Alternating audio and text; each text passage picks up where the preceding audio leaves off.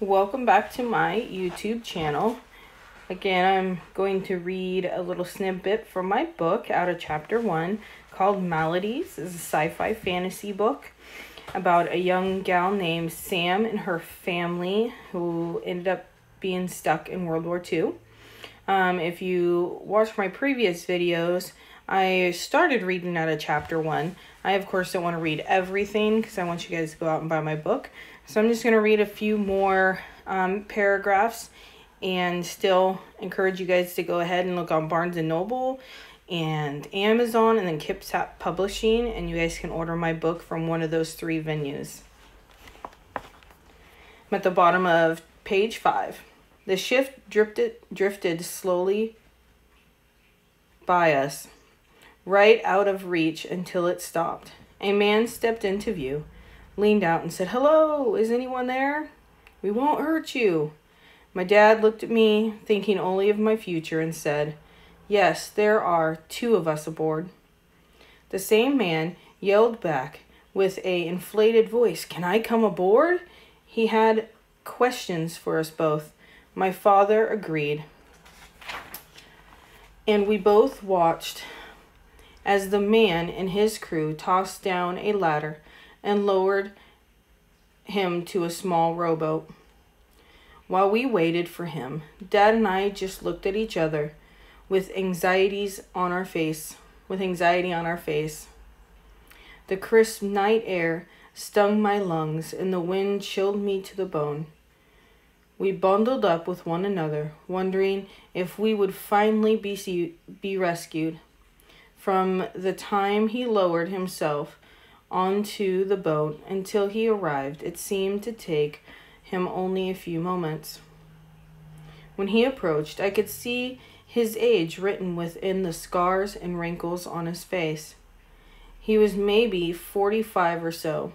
He had graying hair and a large cut across his face, which had become a scar. He wore a thick black pair of pants and with big side pockets, and a wool sweater. The sweater looked dark green with white stripes. When he stepped into our boat, Dad just held my hand with a protective grip and nicely asked who he was. "My name is Jack, and this is my ship." "This is Sam, my daughter, and I am Rick. What are you doing here, Jack?" "Well, just keeping safe and looking for others like yourself." "If you listen for just a moment, Rick, I would like to tell you about my ship and its passengers. During the big war, I was a Marine in the United States. I fought alongside men, great men. But in the end, there was nothing my men or anyone could do to save this broken and poisonous world. I was in the Middle East when the word came across the radio of people changing, dying, and killing others. Those who lived through the war and the gas were either running to stay alive or no longer human beings. They looked human, but had white, pale skin, eyes that sunk into their faces, and they, of course, ate everything, including other people. The U.S. military was called in to fight and kill off the hybrid human population. I was not successful. Many Marines were killed or changed into hybrid humans. I ran, took what I could, friends and other loved ones, stole the ship and supplied it with what we needed to make a new life in the dying world. As time passed, I found many people living in these waters trying to survive. What I would like to ask you, Rick, Sam, do you want to come aboard my ship?" Dad and I stepped out of earshot and discussed our options and agreed that it was better than what we were doing now. "We will come aboard," Dad said, coughing. "Great," Jack said. "But first, we must ask you a few questions and complete a physical. Our doctor needs to clear you before you can come aboard our ship." Rick and Sam agreed to his terms. Jack called up to his ship, Tom, who hung his head over and made his way to the vessel after Jack ushered him down. This is Sam and Rick. They need a medical check before they come aboard the ship. Hello to you both. I will work with you separately. Rick, you first. They walked into the galley. Tom completed a physical on Rick, listened to his lungs, checked his blood pressure, and asked Rick some other health questions. Next, Sam passed her father on her way into the galley.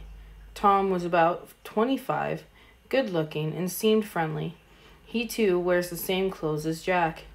He had dark hair and a scar up his chin. She did everything Tom had asked her and met up with her father on the deck of the boat. Tom and Jack left the vessel and informed us